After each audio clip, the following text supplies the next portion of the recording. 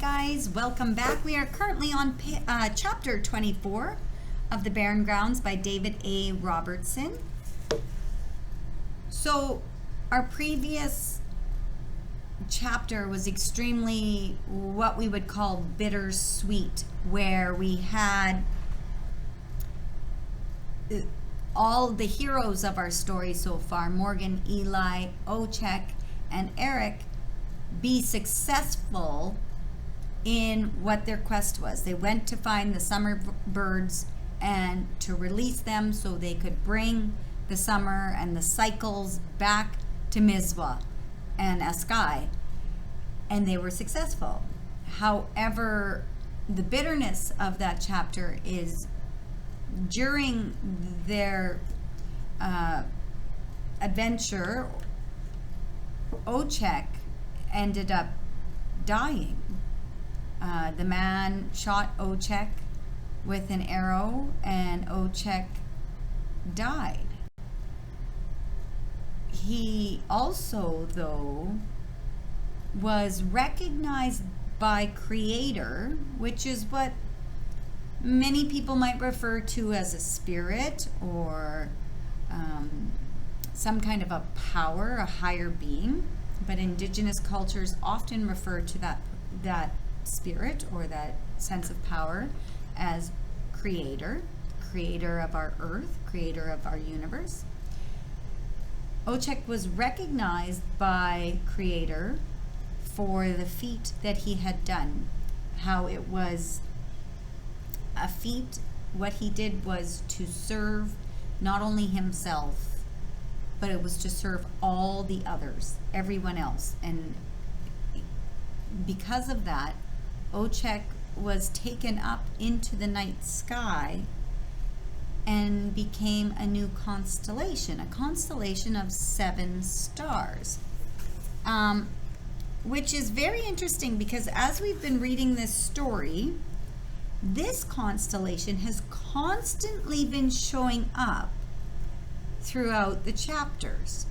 Kind of as a little, if there was a chapter and there was a break in the chapter and something else was occurring, all of a sudden we'd have this constellation, which we often refer to as the Big Dipper, in the chapter. And I was wondering what its significance was. What did it symbolize? Well, now we know that the 7 stars that were sent up into the sky, night sky, to become a constant reminder of Ochek's bravery and heroism, are what we refer to as the Big Dipper. Now, Creator said it would be referred to as this, Ochek Achakosak, Ochek, the Fisher stars.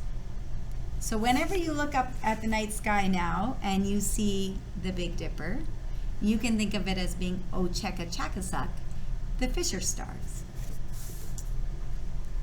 Another thing that was kind of important about last chapter, though, was the man being so angry at them, saying, "Oh, you've taken these things from me. You've taken them from me." Hypocritical. A hypocrite is somebody who judges somebody else for doing something that they actually do themselves. So this man is angry at Ochek and Eric and Morgan and Eli for taking the summer birds, but the fact of the matter is he took them in the first place, and his greed has led Mizwa and parts of Askai to being in a state of hunger, starvation. So that was interesting, how there was no reflection by that man on he is the person that did the wrong. He did something wrong. They are trying to fix his wrong. Chapter 24, page 214. The green time had swept across the land, affecting the trees, the air, and the ground underfoot. The path that had been only suggested before was clear now. Eric, Morgan, and Eli followed the path when it went straight, and ignored it when it veered off. The man was bearing down on them. Morgan could hear his footsteps. As he tracked them, he shouted out threats which felt sharper than arrows and more deadly. "I'll kill you! I'm going to eat you for supper! You can't run forever!" They may not have been able to run forever, but his threats did make the group run faster. They crashed through the groves and jumped off short cliff faces that populated the mountainside, never letting up. Something that's important here is really the wording, the language that David Robertson uses right here with the man chasing them and using words like, I'll kill you, I'm going to eat you for supper, you can't run forever. It really makes us view this man as a hunter, as a predator, and the heroes here, Morgan, Eli, and Eric, as prey. Okay? They may not have been able to run forever, but his threats did make the group run faster. They crashed through groves and jumped off short cliff faces that populated the mountainside, never letting up. The canyon drew closer, and the bridge that would lead them to Mizpah. When an arrow whizzed by their heads or hit a tree close by with a sharp thwack, they didn't look. They kept running. If the man stopped to shoot, it meant they had the slightest bit more space between them and him. There was no time to talk, no time to slow up. "To the bridge, children!" Eric shouted when they came to the base of the mountains. They sprinted towards the canyon. Morgan turned around to see the man. He was running after them, no more than 50 yards off. So think about half of the length of a football field. That's how far he is away from them. "Hurry!" Morgan turned back round to find Eric and Eli just standing there, each looking hopeless and defeated, each staring down at the canyon. "What are you doing? He's coming!" It's gone," Eli said. "What's gone? What?" But Morgan saw what Eli meant. The ice bridge had melted away, the new warmth leaving only a portion of it behind, an icicle protruding from the other side. Too far away from them, too far to jump, too far to help them across. Okay, so this is an example of what we call irony. So here they have done what they were meant to do. They have released the summer birds. They have given back summertime, green time to a sky. They have set the cycles back in motion properly. They've done what they're supposed to do. However, because they did that, the ice bridge has melted.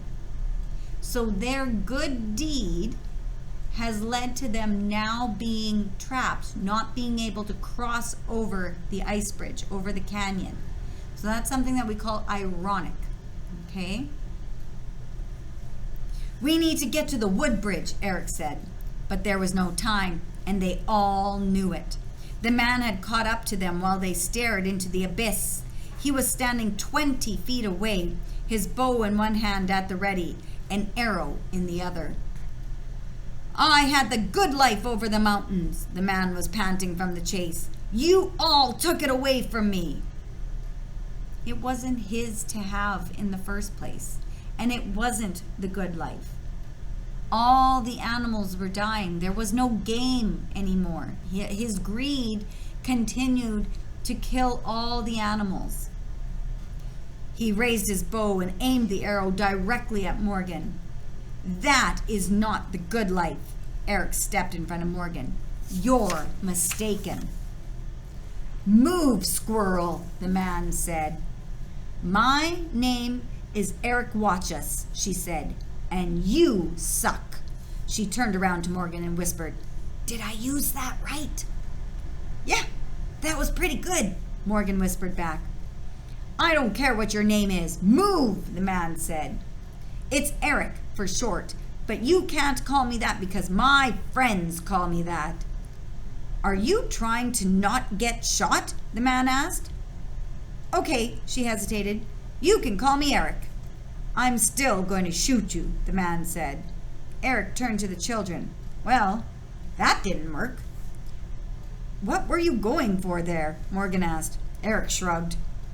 Morgan put her hand on Eric's shoulder and moved her aside. She walked forward a few steps and stopped. Morgan focused on the arrowhead at first, which was aimed directly at her chest, her rapidly beating heart. Then she looked the man right in the eyes. Stay calm, she thought. Stay calm. She pushed the burning feeling deep down and kept her voice steady. What's your name? The man lowered the bow, then aimed it at Morgan. Mason. I guess you might as well know my name before I kill you. They call me Esqueces here, she said. It means girl. Good for you. Again, I don't care. Calm down. We're just talking. I'm done talking. This isn't a movie where you can just stall until you get rescued. Nobody is coming to save you. Eric stood beside Morgan.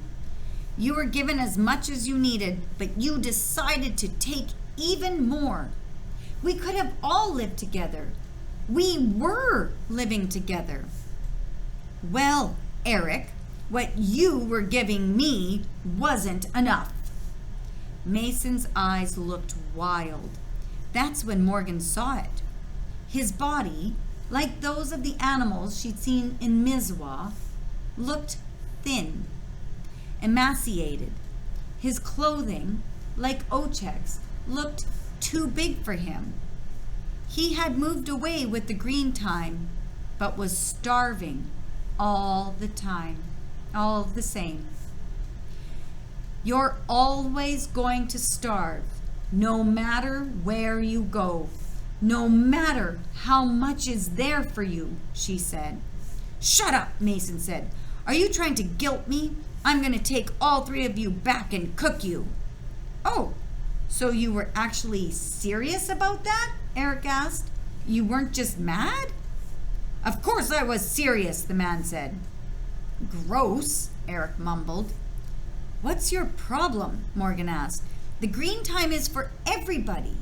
So are all the other seasons. If you don't like the winter, too bad. It's like a couple of months. They lived through it for years in a row. Just deal with it. If I can have 5 months of warmth, why can't I have 12 months of warmth? Mason asked. Because you don't deserve it. Can't you hear yourself talking? Who are you to say what I deserve? What do you deserve? Morgan tried to hide the fact that her whole body was shaking. She tried not to feel her heart thumping. She looked away from the arrow and locked eyes with Eric, and then finally Eli. I just want to be with my family. Okay, we're going to leave this here. That's video 1 of chapter 24. Okay, guys, take care.